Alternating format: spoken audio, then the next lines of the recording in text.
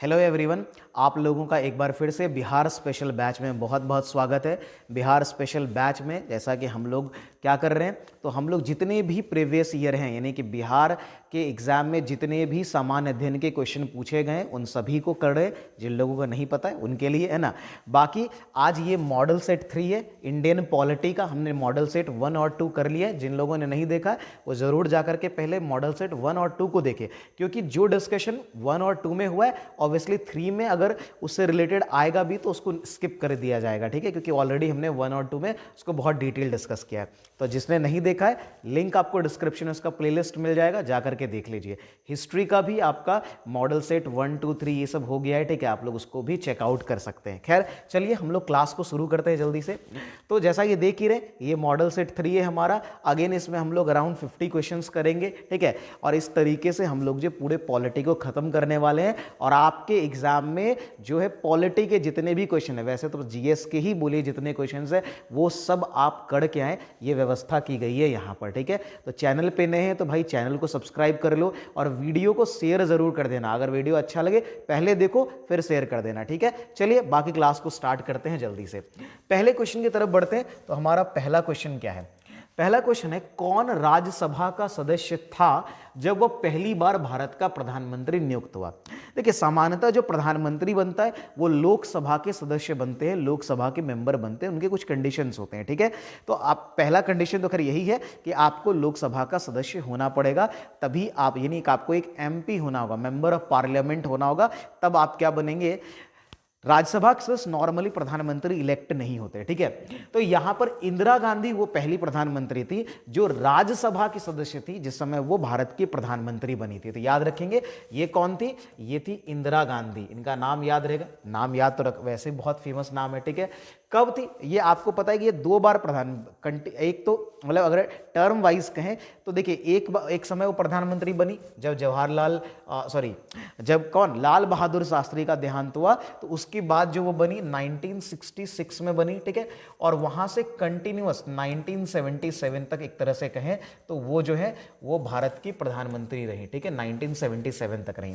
फिर आपको पता है कि 1977 में पहली बार जो है वो कांग्रेस पार्टी डिफीट हुई, हारी, और पहली बार नॉन कांग्रेस गवर्नमेंट बनी, जनता पार्टी की सरकार बनी थी, ठीक है, जनता दल की सरकार बनी थी जो है ना मोरारजी देसाई के नेतृत्व में, ठीक है। बीच में फिर चौधरी चरण सिंह भी आए, प्रधानमंत्री बने कुछ समय के लिए, ठीक है।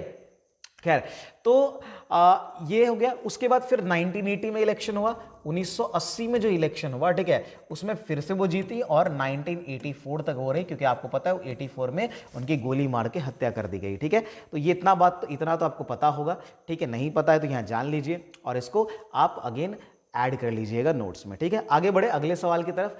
अगला सवाल है, भारत में राज्य के मुख्यमंत्री राष्ट्रपति चुनाव में मतदान के लिए पात्र नहीं है यदि वो इनमें से हों, ठीक है। यदि वो क्या हो, पढ़ के जरा देखते हैं। यदि वह स्वयं ही प्रत्याशी हो तो उसे राज्य की विधानसभा में अपना बहुमत सिद्ध करना होगा, ठीक है, तो या फिर उसे राज्य की विधान परिषद का सदस्य। देखिए यही चीज जो आपको पता होगा कि राष्ट्रपति के जो इलेक्शंस होते हैं, ठीक है, उसमें जो आपका विधान परिषद है उसके मेंबर पार्टिसिपेट नहीं करते। देखिए विधान परिषद सभी राज्य में नहीं होता है, ठीक है। विधान परिषद मैंने प्रीवियस वीडियो मैंने कहा भी था अभी कि पिछली वीडियो मैंने डिस्कस किया, तो वहां पर मैंने बताया कि 6 राज्यों में विधान परिषद है, ठीक है, जिसमें से बिहार भी एक है, ठीक है। तो बिहार में विधान परिषद है, यूपी में विधान परिषद है, महाराष्ट्र में विधान परिषद है, उसके बाद आपका देखें तो आंध्र प्रदेश में है, इसके अलावा आपका तेलंगाना में और कर्नाटका, ये आपके 6 राज्य हैं जहां पर विधान परिषद है, बाकी कहीं विधान परिषद नहीं है। और विधान परिषद का सदस्य जो है वो राष्ट्रपति के चुनाव में भाग नहीं लेता। तो ऑब्वियसली यदि क्या होता है कि वो राज्य विधान परिषद के अगर सदस्य हैं तो वो फिर क्या है, वो जो है मुख्यमंत्री जो है वो राष्ट्रपति के चुनाव में वो पार्टिसिपेट नहीं कर सकते, ठीक है। तो ध्यान रहेगा क्या है कि राज्य विधान परिषद का अगर वो सदस्य हैं तो नहीं होगा, ठीक है। आगे बढ़े अगले सवाल की तरफ। तो अगला सवाल है, लोकसभा का प्रथम अध्यक्ष कौन था? ये कई बार सवाल आ चुका है, जीवी मावलंकर, है ना। जीवी मावलंकर जो है लोकसभा के प्रथम अध्यक्ष थे। आप लोग कमेंट में बताएंगे कि लोकसभा के पहले अध्यक्ष कौन थे, जरूर देखिए कमेंट में आप एक्टिव रहिए, जरूर सवालों का आंसर करिए, इससे ये भी पता चलता है कि कौन से बच्चे ज़्यादा एक्टिव हैं, ठीक है। और अगर आपको कोई भी स्पेशल सपोर्ट चाहिए किसी भी तरह का तो आपको मिलेगी। तो आप लोग अक्सर जो है कमेंट में एक्टिव रहे, है ना। कोई भी क्वेश्चन अगर यहाँ पर बनता है, आपसे पूछा जाता है, कोई होमवर्क क्वेश्चन है तो आप उसको जरूर करेंगे कमेंट में, ठीक है। आगे बढ़ते हैं, अगला सवाल, सार्वजनिक खाता समिति का अध्यक्ष जो है वो क्या है?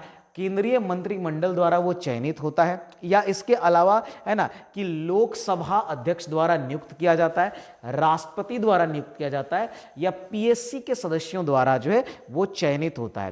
तो देखिए जो सार्वजनिक खाता समिति होता है वो उसके अध्यक्ष जो है वो लोकसभा के जो अध्यक्ष होते हैं उसके द्वारा चुना जाता है, ठीक है। बात समझ में आ रही है? तो लोकसभा का जो अध्यक्ष होगा उसके द्वारा ही खाता समिति के अध्यक्ष को चुना जाता है, ठीक है। तो ये ध्यान में रखेंगे। उच्च न्यायालयों के जजों, न्यायाधीशों की संख्या ये कौन निर्धारित करता है? ये ऑब्वियसली कौन निर्धारित करेगा? ये राष्ट्रपति निर्धारित करता है। कौन निर्धारित करता है? राष्ट्रपति। तो उच्च न्यायालय के जो है जजों और न्यायाधीशों की संख्या जो है कौन निर्धारित करता है? वो राष्ट्रपति करता है। अभी अगर भारत में बात करें कितने उच्च न्यायालय हैं तो टोटल 25 है ना। अगर उच्च, ये तो जजों की बात हुई है, लेकिन अगर हाईकोर्ट की बात होगी तो भारत में अभी कितने हाईकोर्ट हैं? वो 25 हाईकोर्ट हैं, 25 हाईकोर्ट हैं, ये ध्यान में रखेंगे, ठीक है। आगे बढ़े, अगले सवाल की तरफ बढ़ते हैं। कह रहा है राज्यपाल द्वारा अनुमोदित है कौन? संसद है। संसद का तो राज्यपाल से कनेक्शन ही नहीं है। राष्ट्रपति है, लेकिन राष्ट्रपति के प्रति वो उत्तरदायी है। यहां कौन होगा? वो होगा राज्य विधायिका, क्योंकि आपको पता है राज्यपाल राज्य के लिए, ठीक है। तो वो जो राज्य विधायिका है वो उसके द्वारा राज्यपाल जो है, मतलब राज्यपाल के द्वारा जो अनुमोदित है वो राज्य विधायिका है, ठीक है। निम्नलिखित में कौन लोकपाल विधेयक के बारे में सच नहीं? लोकपाल के बारे में हम लोग जानते हैं, लोकपाल की सबसे पहले शुरुआत जो स्वीडन में 1809 में हुआ था। ये सवाल भी एग्जाम में पूछा जाता है, ठीक है। तो ये ध्यान रखेंगे, लोकपाल की जब हम लोग बात करते हैं तो लोकपाल की शुरुआत कहाँ हुई थी, है ना। लोकपाल की शुरुआत हुई थी, ठीक है, स्वीडन में। कहां पर हुई थी? स्वीडन सबसे पहला देश है जहां पर ये शुरू हुआ था, ठीक है। ये 1809 में हुआ था, ठीक है। लोकपाल ऐसा है ना कहिए कि पद है, या फिर कहिए कि ऐसा एरिया, मतलब गवर्नमेंट का पार्ट है, ठीक है, जो बेसिकली जितने भी अधिकारी हैं या जो मंत्री हैं उनसे संबंधित उन पर जो भ्रष्टाचार के आरोप लगते हैं उन सब चीज़ों की जांच करता है, उस सब के बारे में जानकारी इकट्ठा करता है, ये काम उसका है। और भी कई सारे काम है लोकपाल के, ठीक है। भारत में लोकपाल को लेकर एक बहुत बड़ा आंदोलन अन्ना हजारे ने किया था 2013 में, और 2013 में लोकपाल अधिनियम भी आया था, ठीक है। और 2014 से लोकपाल जो यहाँ शुरुआत हो गई, ठीक है। फिर बाद में 16 में संशोधन हुए, ठीक है, ये सब। तो यहां कह रहा है लोकपाल विधेयक के बारे में क्या सच नहीं है, ठीक है। कह रहा है कि लोकपाल जो है वो सेटअप संस्थागत मंत्रियों स्खलित, ये थोड़ा ऑप्शन गड़बड़ हो गया इसका, लेकिन ये वैसे आंसर होगा भी नहीं, ठीक है। इसका थोड़ा सा ऑप्शन का ऑर्डर गड़बड़ है। कह रहा है एक नियुक्त लोकपाल 5 वर्ष की एक अधिकतम अवधि के लिए पद धारण कर सकता है, बिल्कुल। लोकपाल शिकायतों के एक सरकारी नौकर के अतिरिक्त अन्य किसी भी नागरिक द्वारा किया जा सकता है, ये भी सही है। ये लोकपाल शिकायत जो है वो सरकारी अधिकारी के अलावा किसी भी आम नागरिक द्वारा किया जा सकता है। लोकपाल सुप्रीम कोर्ट के मुख्य न्यायाधीश द्वारा नहीं, यही तो गलत हो गया, ठीक है। ये आंसर हमारा यही हो जाएगा कि लोकपाल, देखिए लोकपाल जो है उसकी नियुक्ति सुप्रीम कोर्ट का मुख्य न्यायाधीश नहीं करता है, ठीक है। वो करता है राष्ट्रपति। एक चयन समिति होती है, उसके प्रधानमंत्री भी मेंबर होते हैं, ठीक है। तो ये चयन समिति की सिफारिश पर राष्ट्रपति करता है ना, चयन समिति है ना, चयन समिति की सिफारिश जो है, चयन समिति की सिफारिश पर है ना, जो है सिफारिश पर, ठीक है, कौन करता है? तो राष्ट्रपति करता है। बात समझ में आ रही? लोकपाल की नियुक्ति कौन करता है? ये राष्ट्रपति करता है, इसका ध्यान रखेंगे। आगे बढ़ते हैं तो अगले सवाल की तरफ, ठीक है। बाकी देखिए जितने भी ये नोट यहाँ पर लिखे जा रहे हैं, आप लोग वैसे तो इसका पीडीएफ भी आपको मिल जाएगा, वो डाउनलोड करके आप खुद पीडीएफ में लिख लीजिए तो वो सबसे बेस्ट है। बाकी यहाँ पर जो लिख रहा मैं यहाँ जो नोट्स बन रहा है, ठीक है, जो मैं यहाँ लिख रहा हूँ ये सेव होता है, ऑब्वियसली आप लोगों को पता भी होगा। और पहले मैं ये नहीं डाल रहा था, लेकिन अब ये सेव करके जो भी यहाँ पर लिखा जा रहा है उसका एक पीडीएफ बना करके डाल दो, क्योंकि वो प्रिंट आउट के लिए नहीं, क्योंकि उसमें बहुत सारे स्लाइड्स के फॉर्म में वो रहते हैं, ठीक है। वो आपका प्रिंट आउट नहीं होगा प्रॉपर। प्रिंट आउट आप पीडीएफ कर लीजिएगा, जो हमारा टेलीग्राम वहाँ पर, वहीं पर मैं इसका भी जो पीडीएफ कन्वर्ट करके डाल दूंगा, जिसमें ये नोट्स बने, आप सेक्शन में साइड में देख रहे हैं जो भी मैं लिख रहा हूँ वो नोट्स के फॉर्म में ऐड हो रहा है, ठीक है। तो इसको मैं आपको डाल दूंगा आपकी सुविधा के लिए। चलिए ठीक है, फिर आप इसको आराम से नोट्स बना सकते हैं। तो आपको अभी लिखने की उतनी आवश्यकता नहीं है, ध्यान से आप क्लास को बस अटेंड करिए, ठीक है। आप ज़्यादा पेन पेपर के इस्तेमाल करने की ज़रूरत नहीं है। हाँ, आपका जो है कमेंट ज़रूर कर सकते हैं, कमेंट ज़रूर करिए। भारतीय विदेश नीति बहुत से सिद्धांतों पर आधारित है, जिसमें से एक है ना, ये मैंने हिस्ट्री की क्लास में इसके बारे में कई बार बात की, पंचशील सिद्धांत। मैंने बताया भी कि 5 तरह के सिद्धांत है, ठीक है, और इसकी शुरुआत जो है ना, इसमें पांच जो है प्रिंसिपल है, ठीक है, 5 बेसिकली 5 जो है वो सिद्धांत है, ठीक है। इसमें क्या है, 5 सिद्धांतों को रखा गया है, ठीक है, सिद्धांत है ना।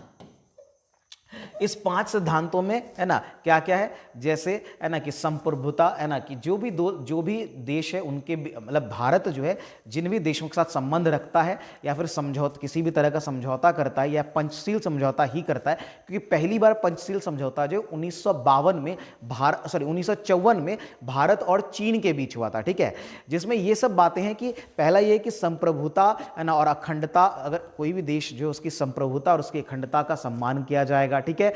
उसके अलावा जो है और भी पॉइंट्स हैं, जैसे कि गैर आक्रमण की नीति को अपनाया जाएगा।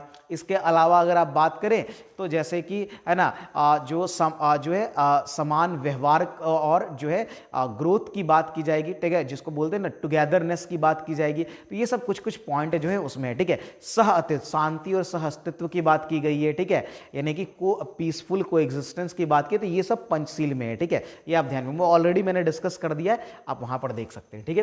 तो ये 5 सिद्धांत की बात करते आगे। ये पहली बार मैंने बताया भी था, ये थोड़ा ध्यान रखिएगा, 1954 में, ये वैसे मैंने आप हिस्ट्री के क्लासेस में देख सकते हैं, 1954 में पहली बार भारत और चीन के बीच ये साइन किया गया था, भारत और चीन के बीच जो है ये हस्ताक्षर किया गया था, ठीक है। आगे बढ़ते हैं।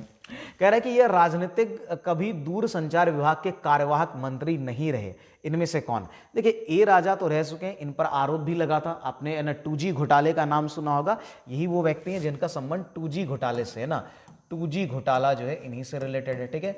तो ये है, ये प्रमोद महाजन भी रह चुके हैं, सी नारायणन नहीं रहे हैं, ठीक है, तो सी नारायणन यहाँ आंसर हो जाएगा, ठीक है। कपिल सिब्बल भी रह चुके हैं। आगे बढ़ते हैं।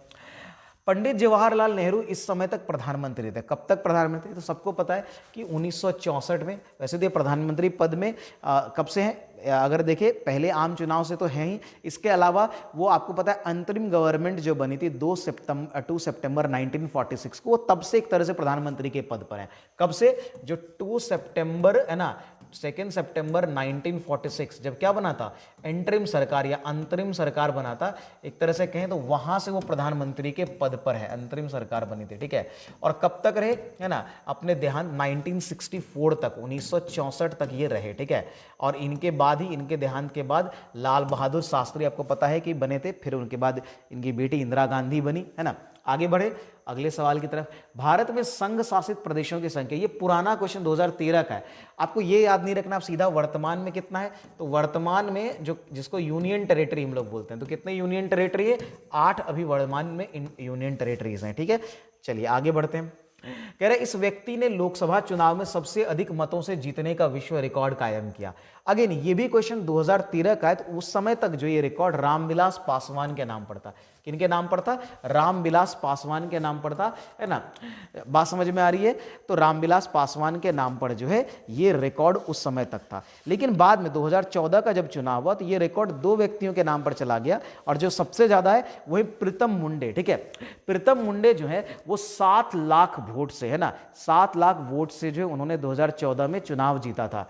क्या नाम है, तो अभी का रिकॉर्ड किसके नाम पे, अगर आपको अभी के समय में पूछ दे तो वो है प्रीतम पांडे, ठीक है, सॉरी पांडे नहीं, मुंडे, है ना, इनका नाम क्या था, प्रीतम मुंडे, ठीक है।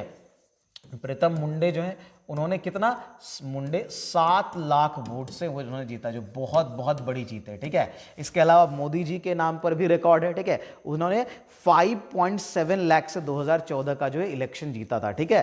तो ये ध्यान रखेंगे, मोदी जी भी हैं, कौन है, तो मोदी जी, है ना। रामविलास पासवान जी जो है उनके नाम पर, लेकिन अब वो रिकॉर्ड है ही नहीं, तो उनकी बात क्या करें। तो मोदी जी 5.7 जो है लाख से उन्होंने भी जीता था, 5.7 लाख से, लेकिन सबसे ज्यादा है प्रीतम मुंडे के नाम पर। आगे बढ़े। कह रहा है कि पृथक पंचायती राज मंत्रालय, इसका गठन कब हुआ। देखिए, पृथक जब पंचायत राज की हम लोग बात करते हैं तो इसका गठन जो है वो 2004 में हुआ था, ठीक है।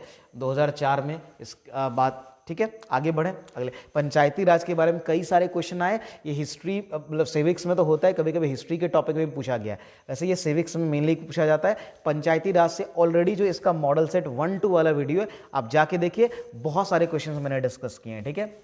मणिपुर की राजधानी कहाँ है, ये तो बहुत आसान से क्वेश्चन पूछ दिया आपको, इम्फाल है, ठीक है। आगे बढ़ते हैं, कह रहा है कि लोकसभा के कार्यकाल की अवधि कितनी होती है। देखिए लोकसभा के कार्यकाल की वैसे अवधि कितनी होती है, 5 वर्ष, लेकिन आपको पता है कि लोकसभा को इससे पहले भी भंग किया जा सकता है, ठीक है, बात समझ में आ रही है।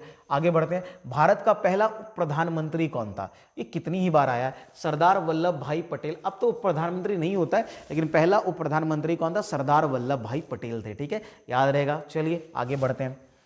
तो अगला सवाल, भारत के सशस्त्र बलों का सुप्रीम कमांडर कौन होता है, ये सबको पता है, राष्ट्रपति। जितने भी हमारे आर्म्ड फोर्स है उसका सुप्रीम कमांडर कौन होता है, तो वो हमारे प्रेसिडेंट होते हैं, ठीक है। आगे बढ़ते हैं अगले सवाल की तरफ। इनमें से राज्यसभा का अध्यक्ष कौन होता है, तो राज्यसभा के अध्यक्ष कौन होते हैं, उपराष्ट्रपति होते हैं। कौन होते हैं, राज्यसभा के जो अध्यक्ष होते हैं उपराष्ट्रपति। अच्छा एक सवाल आप लोग बताएंगे, राज्यसभा का जो पहली बार बैठक हुई थी वो कब हुई थी, यानी कि सबसे पहले जो राज्यसभा का बैठक हुआ था, पहला सत्र हुआ था, वो कब हुआ था, क्या आप बता सकते हैं। देखिए राज्यसभा का जो पहला हुआ था वो हुआ था, पहला सत्र अगर आप बात करें, पहला सत्र है ना, ये हुआ था है ना 13 मई है ना 1952, 13 मई जो है 1952 को इसका पहला सत्र आयोजित किया गया था, ठीक है, 1952 को। आगे बढ़े, चलिए त्रिपुरा की राजधानी कहाँ है, अब ये तो आप लोग कमेंट में बताएंगे, ये मैं नहीं बताऊंगा। स्टेट कैपिटल पूछ रहा है भाई।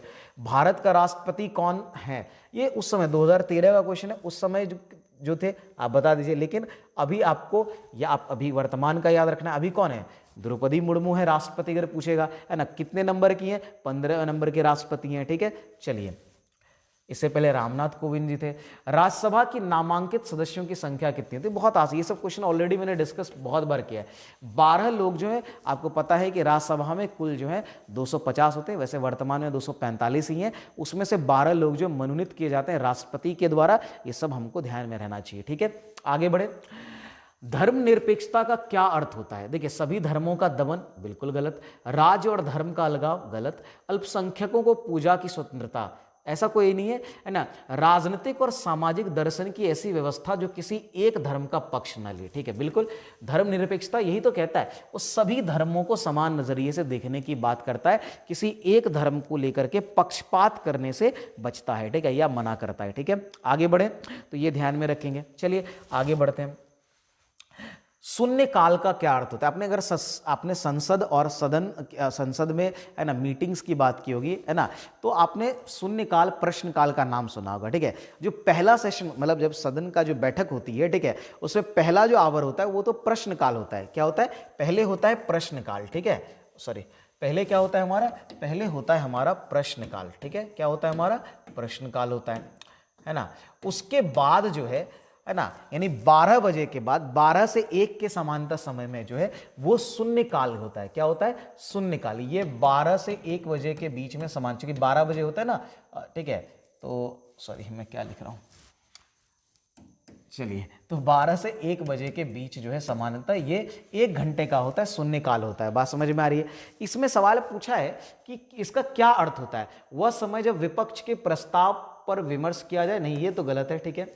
जब अत्यंत महत्वपूर्ण मामलों पर विचार विमर्श उठाया जाए, बिल्कुल यही होता है कि जो भी कोई अगर करंट टॉपिक है, करंट कोई मुद्दा है, ठीक है, और उस पर अगर क्या होता है कि संसद में, ठीक है, जो है मुद्दा उठाया जाए, तो ये क्या होता है कि ये आपका शून्यकाल में ड्यूरेशन में किया जाता है, ठीक है। शून्यकाल में कुछ एक तरह से छूट रहती है, छूट ये रहती है कि भाई इसके बारे में आपको सिर्फ जो है आपको 10 बजे है ना जो शुरू होने वाला होता है सेशन, उससे पहले राष्ट्रपति को बस सूचित करने की जरूरत है, बाकी किसी सदस्य को सूचित करने की कोई आवश्यकता नहीं होती है। आप इसको डायरेक्ट इसके क्वेश्चंस को रेज कर सकते हैं, ठीक है।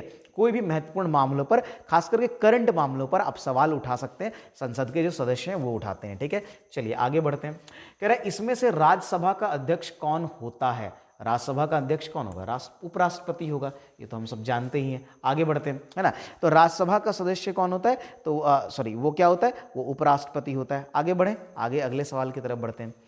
भारत के संसद में कौन से अंग होते हैं, जब संसद की बात करते हैं तो भाई राष्ट्रपति, लोकसभा और हमारा क्या हो जाएगा, ये राज्यसभा, यही तीनों मिलकर के क्या बनाता है, पार्लियामेंट बनाता है। ये कई बार ये आ गया, बहुत बच्चा वाला सवाल है, ठीक है।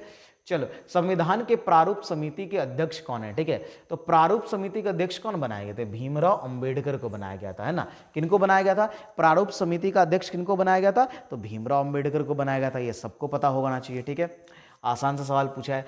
भारत का संविधान अस्तित्व में कब आया? देखिए, अस्तित्व में यहाँ जो ऑप्शन है उसके अकॉर्डिंग तो 26 जनवरी 1950 वैसे आ गया था। देखिए, वो तैयार तो हो गया था 26 नवंबर 1949 को, और लागू, अगर अस्तित्व माना लागू होने को ही कह रहे हैं, ठीक है, तो ये 26 जनवरी 1950 हो जाएगा। ठीक है, कोई भी विधेयक धन विधेयक है या नहीं, इसका निर्णय कौन लेता है? देखिए, धन विधेयक की चर्चा आपको पता है, पिछली वीडियो अगर आपने देखा है तो आपको पता होगा, ये अनुच्छेद 110 में, और वित्त विधेयक 117 में, मैंने पहले ऑलरेडी इसके बारे में बताया है। ठीक है, कि धन विधेयक जो अनुच्छेद 110 में है, वित्त विधेयक आपका 117 में, दोनों में कुछ डिफरेंसेस होते हैं, है ना, ये ध्यान रखना होता है। ठीक है, उसकी डिटेल मैंने ऑलरेडी बता के रखा हुआ है।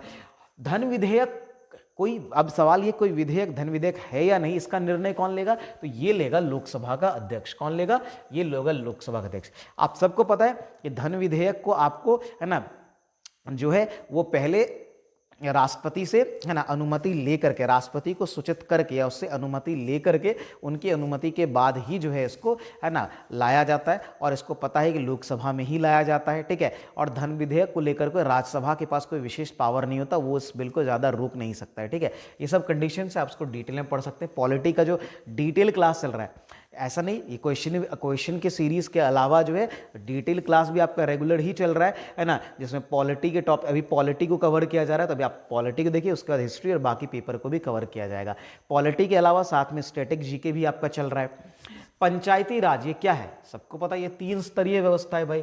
अब आपको पता है, इसके बारे में कई बार मैंने बता दिया है। ठीक है, कि पंचायती राज व्यवस्था जो है, आपको पता है, इसके लिए एक समिति बनी थी, बलवंत राय मेहता समिति। ठीक है, तो बलवंत राय मेहता समिति बनी थी, है ना, 1957 में इसको बनाया गया। ठीक है, और 1956 में एक्चुअली बनाया गया था, 1957 में इसने अपना रिपोर्ट दिया था। ठीक है, और उसी रिपोर्ट की सिफारिश पर 1959 में पहली बार राजस्थान का नागौर जिला है जहां पर पंचायती राज को शुरू किया गया। ठीक है, और ये बलवंत राय मेहता समिति जो है, उस बलवंत राय मेहता ने, उन्होंने ही जो इसकी 3 स्तरीय व्यवस्था के बारे में बात किया था। 3 स्तरीय व्यवस्था कौन है? तो सबसे पहले होगा क्या? ग्राम पंचायत होगा। ठीक है, सबसे पहले क्या होगा? उन्होंने क्या बताया कि ग्राम पंचायत होगा। ठीक है, उसके अलावा क्या होगा? उसके बाद उससे आगे कौन होगा?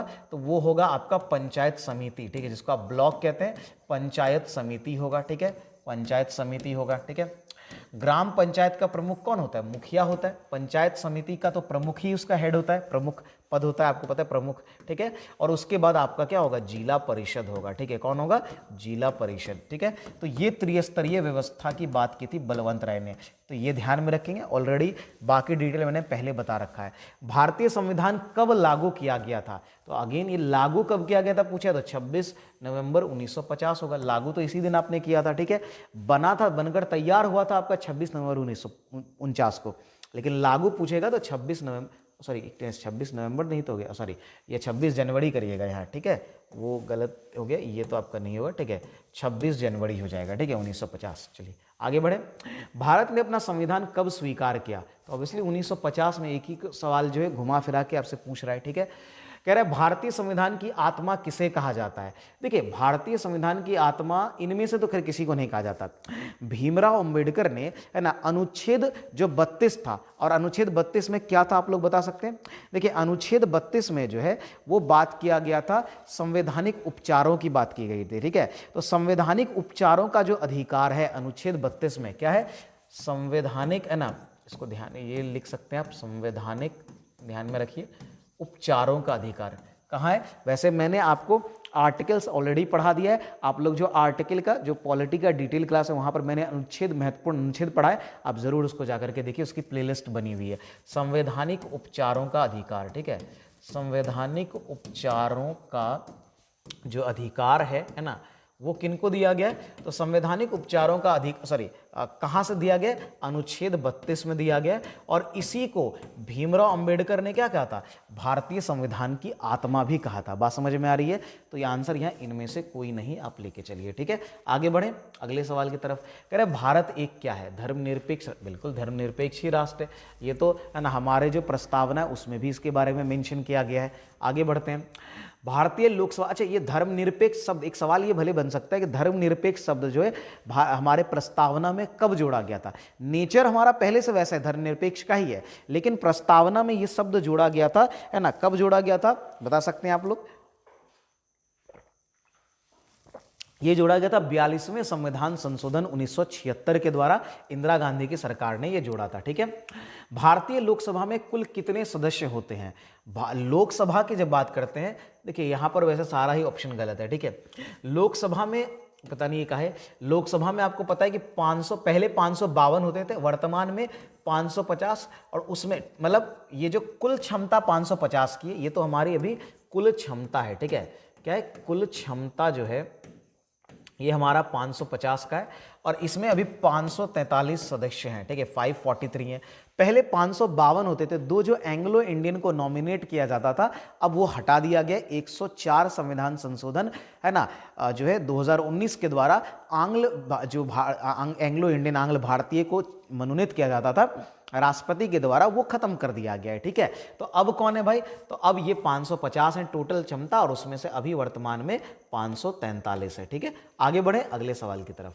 कह रहा है किस राज्य से सबसे अधिक प्रतिनिधि चुने जाते हैं? जहां सबसे ज्यादा सीट होगा, और कहां होगा? उत्तर प्रदेश। सबसे बड़ी आबादी इसी की है। यहां पर आपको पता है राज्यसभा, विधानसभा की जब हम बात करते हैं, पहले विधान मैं बता रहा हूं, है ना, तो जब विधानसभा की अगर आप बात करेंगे, है ना, तो यहां पर सबसे ज्यादा 403 सीट है, 403 जो सीट है वो विधानसभा। इवन अगर आप लोकसभा ले ले, ठीक है, तो लोकसभा में भी कितने सदस्य है ना, यहां से सबसे ज्यादा 80 मेंबर्स जो है वो लोकसभा में। ठीक है, तो ऑब्वियसली जहां से ज्यादा प्रतिनिधित्व होगा वहीं से होगा। अच्छा, अभी आपको पता है कि मध्य प्रदेश और राजस्थान में इलेक्शन कंडक्ट हुए, तो मध्य प्रदेश और राजस्थान में कितने सीट हैं? ठीक है, देखिए जब मध्य प्रदेश की बात करेंगे तो उसमें कितने, ये विधानसभा के चूंकि इलेक्शन हुआ है तो इसमें विधानसभा के 230 सदस्य हैं। राजस्थान की अगर बात करूं, ये विधानसभा में इसमें 200 सदस्य होते हैं। बात समझ में आ रही है? कितने होते हैं? तो मध्य प्रदेश में 230 हो गया आपका, और राजस्थान में आपका कितना होता है? वो आपका 200 होता है। अगर आपसे वेस्ट बंगाल का पूछ ले तो उसमें कितने होंगे? 294, है ना, 294। ये विधानसभा की बात हो रही है। ठीक है, चलिए आगे बढ़ते हैं अगले सवाल की तरफ। ठीक है, कह रहा है प्रधानमंत्री बनने की अधिकतम आयु, ये तो पता ही है 25 वर्ष है। प्रधानमंत्री अगर आप जितना एमपी बनने का है वही प्रधानमंत्री का है, तो 25 वर्ष जो है प्रधानमंत्री बनने की अधिकतम आयु है।